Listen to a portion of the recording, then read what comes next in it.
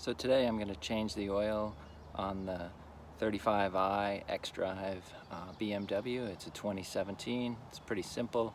I'll just go through the steps. First thing I usually do is just make sure the oil cap is off, and that usually helps the oil flow better when you pull the drain plug. So let's get to the drain plug. So looking underneath, and I'm laying down on the driver's side, the drain plug just comes straight down out of this little opening here, so it makes it easy. You don't have to take off any skid plates, and it's a 15 millimeter. So I loosened up the bolt. Now I'm just gonna finish turning it by hand. I got my pan underneath so I can catch the oil. There we go.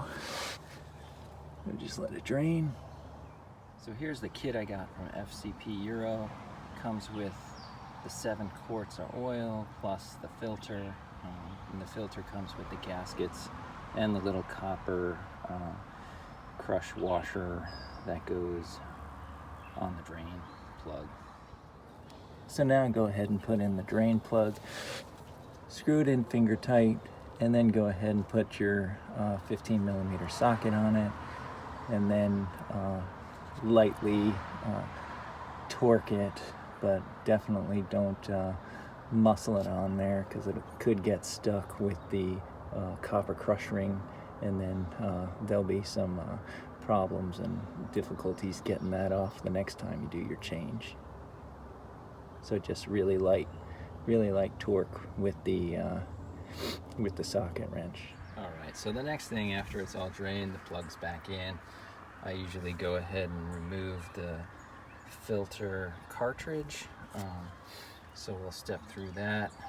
It's pretty easy. You're gonna need a filter wrench of some kind. I like this one because it adjusts to multiple sizes.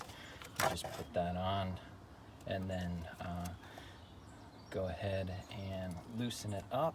And then once it's loosened up, I'll show you what it looks like on the inside. All right, so once that's loosened up, you can go ahead and take it out. It's kind of messy, so I usually have a rag close by, and then my filter box from the new filter, and you just pull the filter out of the cap. It just work it back and forth a little bit, but it should come out pretty easily, and then drop it in the box, and then we'll show you snapping on the new filter.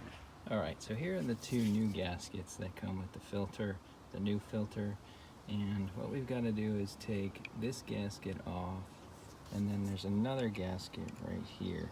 So I usually use a small screwdriver to help me get under there, and then just pull those gaskets off and put the new ones on. So they sit in a groove. This one has a groove at the bottom. You'll see that when it comes off, and this one has a groove right at the top that it sits in. So you got to replace those. So now you can see where the grooves are. You've got one right here, so make sure the O-ring is sitting in this groove when you put the new one on, and then right up top here, make sure it's sitting in that groove. All right, so now we got our 2 new O-rings in place, and we just want to pop the filter on. So filter can go on either direction, doesn't matter. Just go ahead and slide it over, and then you push it down, and you hear it pop in place. So now the filter's in the right place. We can just go ahead and put it back in, and then we're just going to want to hand tighten it as much as we can,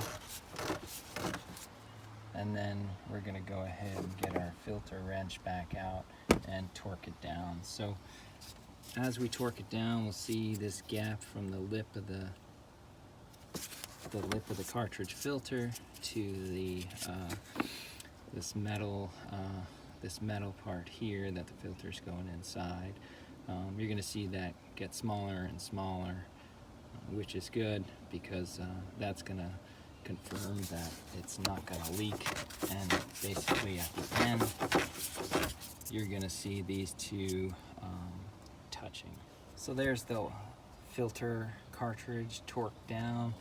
You can see there is a very small gap there, maybe a fingernail could get in, but you got the O-ring behind it keeping any oil from coming up.